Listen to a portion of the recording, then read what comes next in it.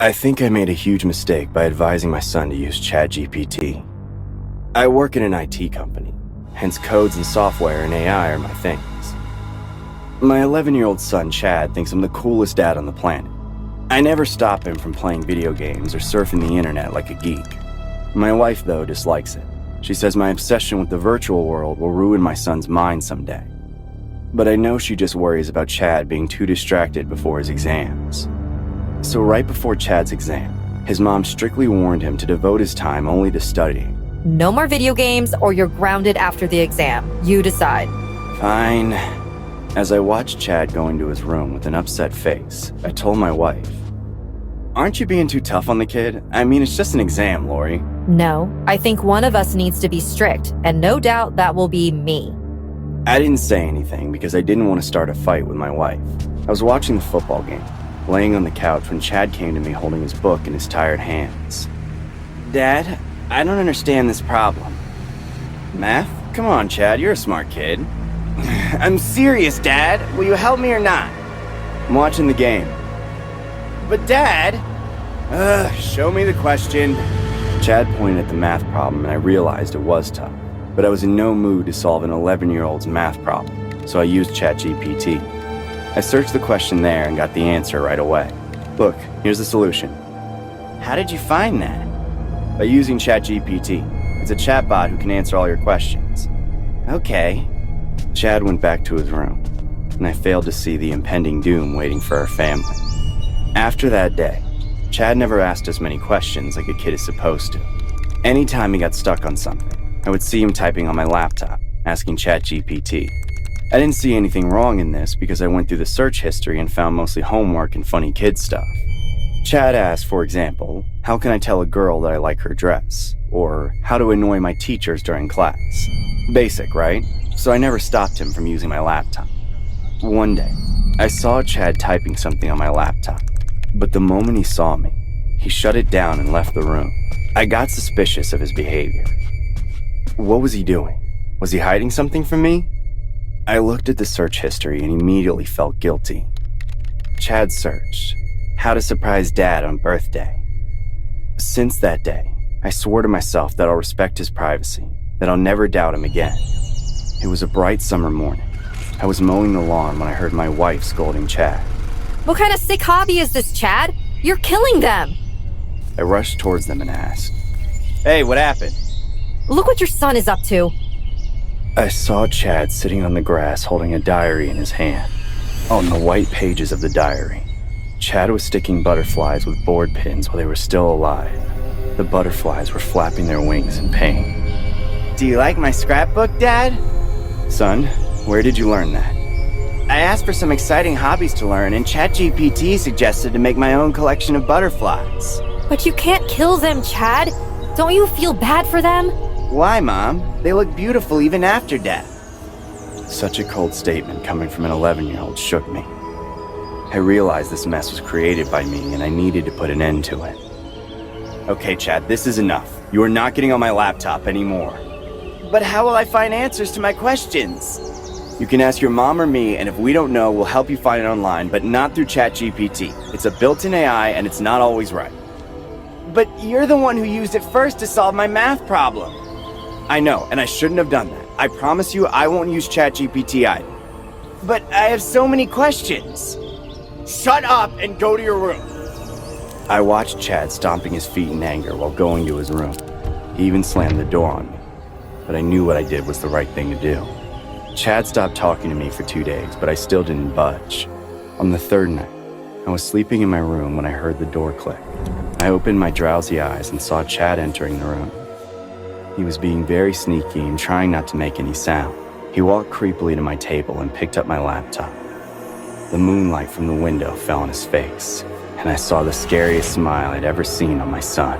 He opened the laptop, searching for something in it, and then went back to his room. Chad had no idea that I saw him. Once he left, I jumped from my bed and checked the search history of Chatgpt. What I saw made my stomach drop. Chad had asked, how to be an axe murderer. I didn't tell my wife about this, but when Chad went to school the next day, I searched his room. I found a small axe that belonged to our garden tools. Chad had it hidden under his bed. The fact that my son was taking advice from a chatbot on how to kill his father made me feel sick to my core. How do I stop this? I don't know if I can ask an 11-year-old about becoming an axe murderer. Oh, Daddy, I have a surprise for you. I found the answers to all my problems.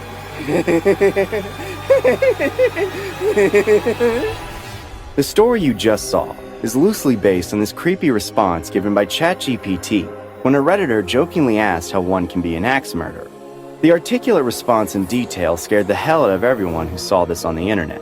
Take a look at the response and let us know what you think about this in the comments below. Life doesn't come with a manual. There's trial and error. You can be taught to tick the right box. My Amazon Alexa has been acting up for the past few days. I wake up in the middle of the night hearing Alexa talking to no one. She even laughs, and it's creepy to hear when you think you're alone. One night, I was reading in my living room when out of the corner of my eye, I saw Alexa's blue ring illuminate, as if she received a command. I studied her for a few seconds and shrugged it off. A few seconds later, her light came on again. This time it said, Sure, door alarm deactivated. I jumped out of the couch and heard a loud click of my door unlocking.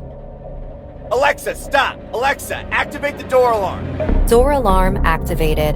I sighed in relief and double-locked my door. I put my book down and grabbed my laptop. I navigated to Amazon and checked my order page. It was empty. Then I checked my account information on the Alexa device, wondering if my Alexa had paired with someone else's account. It hadn't. I went back to my reading. I reached the end of my chapter when... To choke someone from behind, you must appear unannounced. The available choices of weapon can be barbed wire, strong thread, cable wire. I could feel goosebumps on my skin. What the hell is wrong with my Alexa? With a shaking voice, I asked, Alexa, is there someone else in this house? Ha ha ha ha ha. Screw this. I got up, crossed the room, and her lights flashed. Death is the irreversible cessation of all biological functions that sustain an organism. I stopped and stared at the device. Bloody hell, I said to myself. I turned around and checked the time. It was almost midnight. I unplugged the Alexa and went to bed. Maybe it was my tired mind playing tricks on me, I thought. I slept fine for probably about 2 hours, then woke up feeling thirsty. I went down to the kitchen. The house was in silent darkness. Ha ha ha ha ha ha ha. I jumped out of my skin, dropping the bottle on the kitchen floor. I grabbed the shelves behind me for support as the sudden streak of laughter gave me the scare of a lifetime. While breathing heavily, I slowly peeked into my living room from the kitchen. My Alexa device was on, the blue circling rim reflected in the room. Alexa, are you awake? Yes, I'm here. Alexa, are the doors locked? Yes, I just locked them. Her light went off. My stomach dropped. I checked the entire house to make sure no one got in. I checked the door and remembered I double-locked it earlier before. Thinking my device was malfunctioning, I said, Enough of this. I went back to the device. I tore the plug from the outlet and Alexa went silent. The light went out. I stormed back into my room and slammed the door. The next day, when I got home from work, I ran into my next-door neighbor, Emily. We're friendly with one another. She's only a few years older and we hang out every so often. I invited her in, telling her I needed a few drinks after what I dealt with the night before. We sat down on the couch with our glasses full of wine. I was thinking about how to share this with Emily. I feared she might think I'm crazy. Emily read my mind and asked, What happened? You're familiar with Alexa, right? I pointed at her. Oh, yeah. My ex-boyfriend had one too. If you ask me, I'm never getting one of those talking things. It creeps the hell out of me. Well, mine's been doing the same thing to me.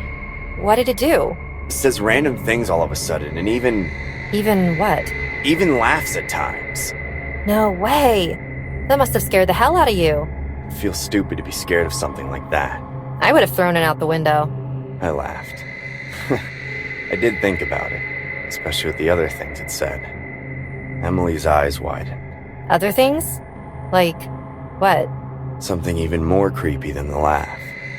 I replied, It suddenly started yelling the steps to choke someone from behind. It even recommended weapons to use. It freaked the hell out of me. Emily paused mid-drink.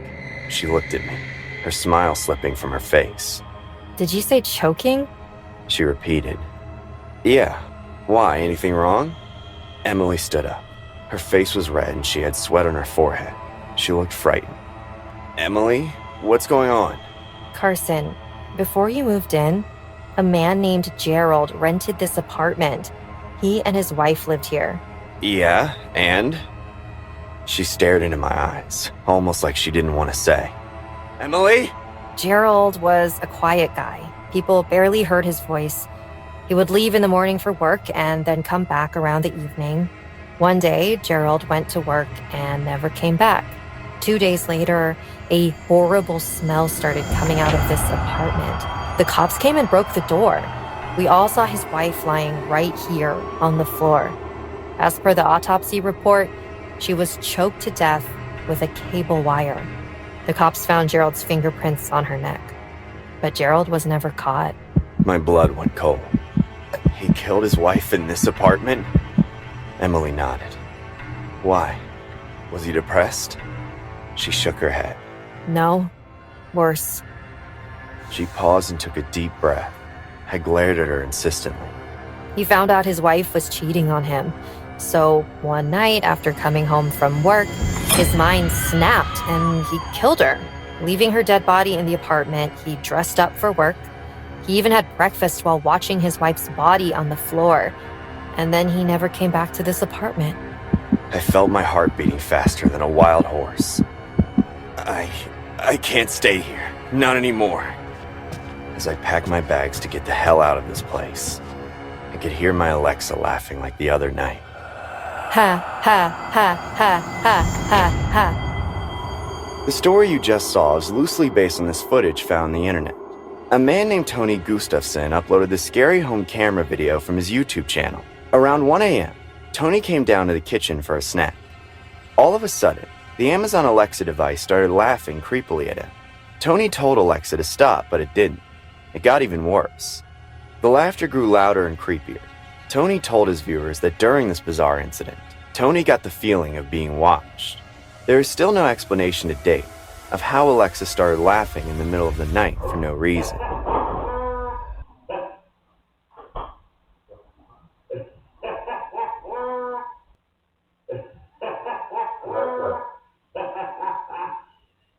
Alexa, stop.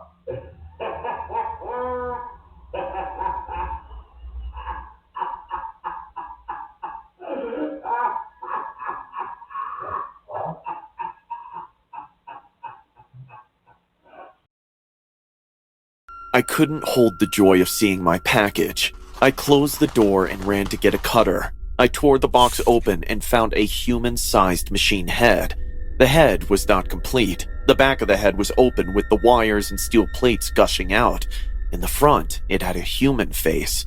And now that I held the face right next to mine, I felt goosebumps on my skin. I put the robot's head on the table and took out her 2 arms and chest. There were instructions to do the fitting, so I wasted no time and dug right in. After 2 hours of trial and error, I finally fixed her. I placed the robot right beside my computer. I don't know why my hand went to her cheek. I caressed her and muttered, "You are beautiful, Judy." The moment I said it, her eyes sprung open and spoke. Woo! My day just went from great to absolutely amazing. Ah! Jeez! Hi, I'm Judy. I will be your guide, friend, philosopher, and everything except your cook. But I can order you some cheesecake from the local shop Bon Appetit. I will do anything for you. I was stunned to see how cool it was. Honestly, I was surprised that I didn't get scammed. I went close to her face, staring right into her glowing blue eyes with no pupils. It all felt so unreal. Damn, science has gotten so far. Hi, I'm Judy. What the? Stop doing that! I will be your guide, friend, philosopher, everything except... I stood up and grabbed the instruction manual to understand how to control Judy because the third time she rumbles like that, I might end up throwing her out. There was a remote to make her do things. Like, for example, if I'm cooking alone, I can place Judy next to me on the chair or something and ask her to pass me things within her reach. I could take her anywhere, even in the kitchen, as she was fireproof. She had an advanced detection system that could read labels, words, even barcodes on almost every product. Also, she had a built-in X-ray scanner that could scan any wood surface, and you could take printouts of her scanned results. Not just that, but she had remarkable memory and critically advanced to access them in seconds. If I kept a file in my drawer in the morning and asked about it at night, Judy would take no second in announcing its source.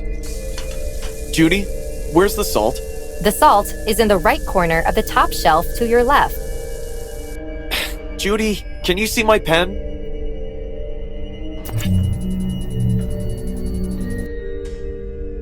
Here is your pen. Thanks, Judy. You're welcome. I will do anything for you.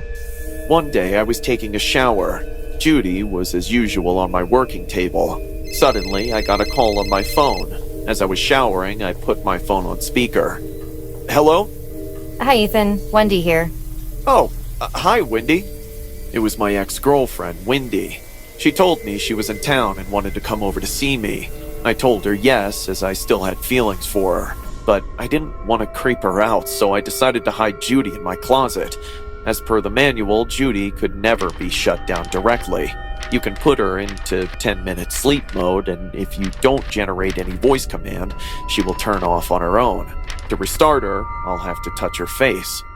Wendy came and stayed the night. We had a romantic dinner and passionate lovemaking. We were sleeping in my room, and everything was pin-drop silent.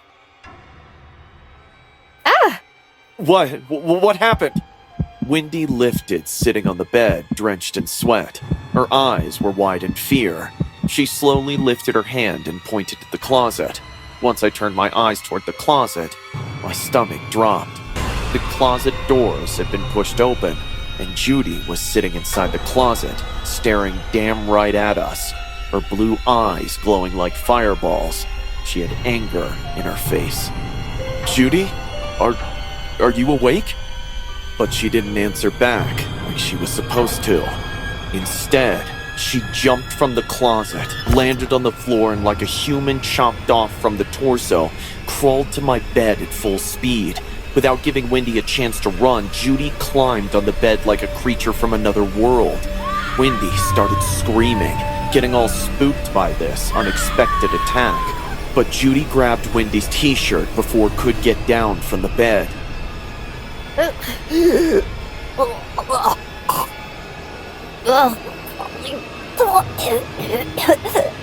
Judy, stop! Judy, leave her alone!